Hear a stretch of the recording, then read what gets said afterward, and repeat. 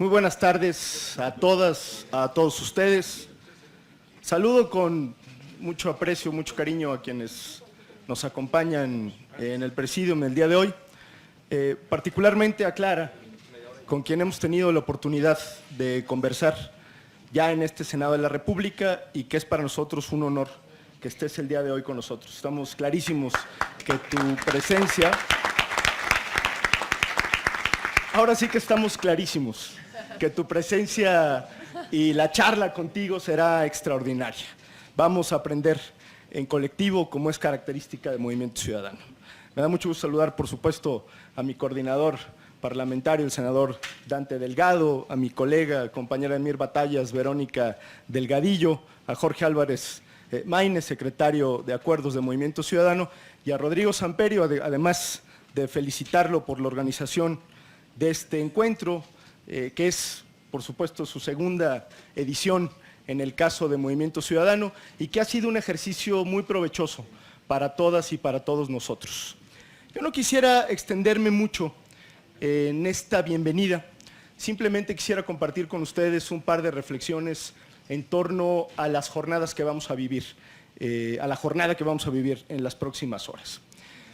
El propio título de México en curso da cuenta de cuál es su objetivo, es decir, analizar, pensar y repensar el México que nos toca vivir.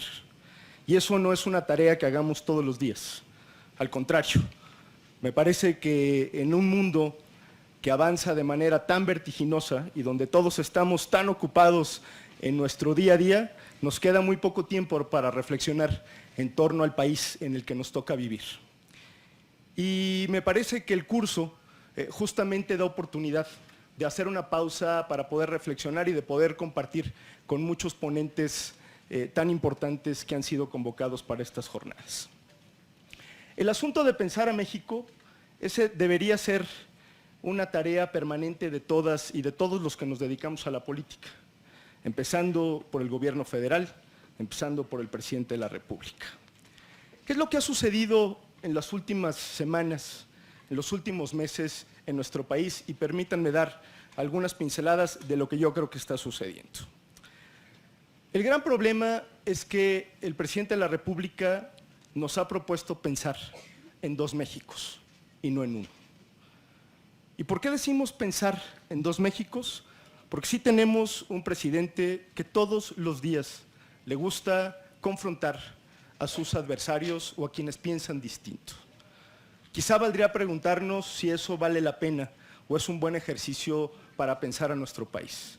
El presidente de la República ha decidido pensar en dos Méxicos, el de los chairos y el de los fifís, ¿no?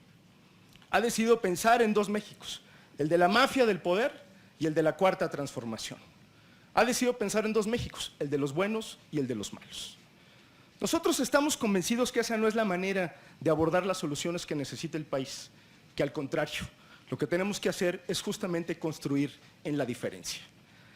El problema, o digámoslo en estos términos, ¿qué sucedería si le tomamos esa provocación al presidente de la República, cuando menos con fines heurísticos, y nos ponemos a pensar en dos Méxicos, como él quiere? Y nos preguntamos legítimamente en cuál de esos Méxicos queremos vivir. Déjenme plantearles algunas preguntas. ¿En cuál México queremos vivir? ¿En el México que tiene otros datos o en el México de la evidencia, de la ciencia y del conocimiento? ¿En cuál México queremos vivir?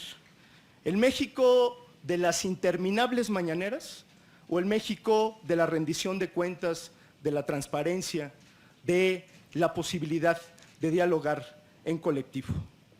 ¿En qué México queremos vivir? ¿En el México que pretende apoderarse hoy de la institución que organiza las elecciones en nuestro país, como es el caso del INE, o en el México en el que existen instituciones autónomas que pueden garantizar que los votos cuentan y los votos se cuentan? ¿En qué México queremos vivir?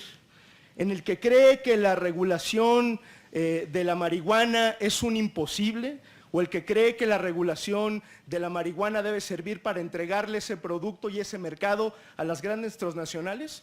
¿O en el México que piensa que es momento de hacer a partir de regular para la paz, de el tema de la marihuana una posibilidad de hacer justicia social y de dejar de estigmatizar a los grupos que han tenido que enfrentar este problema. ¿Cuál México es el que nosotros escogemos? ¿En qué México queremos vivir? ¿En el México que cancela los apoyos para mujeres? ¿Que cancela las guarderías para los niños, las estancias infantiles? ¿Que cancela los albergues para las mujeres maltratadas? ¿En el México que cree que es más importante la rifa del avión presidencial que el tema de los feminicidios? ¿O no quisiéramos vivir mejor en el México en el que las mujeres salen con libertad a defender sus derechos, legítimos derechos? ¿En qué México queremos vivir? ¿En el México de la imaginación y en aquel que cree que simplemente con pensar en una realidad distinta las cosas van a cambiar? ¿O en el México que requiere la acción de todas y de todos nosotros para hacerlo cada día mejor? ¿Ustedes tienen alguna duda de en qué México quieren vivir? Porque yo no tengo ninguna duda. Y de eso se trata México en Curso. Y eso es lo que está haciendo Movimiento Ciudadano. Pensar, por supuesto, imaginar, desde luego, pero actuar en consecuencia. Si nosotros queremos un México mejor, tenemos que ponernos las pilas todos los días. Bienvenidos a México en Curso, que sea exitoso.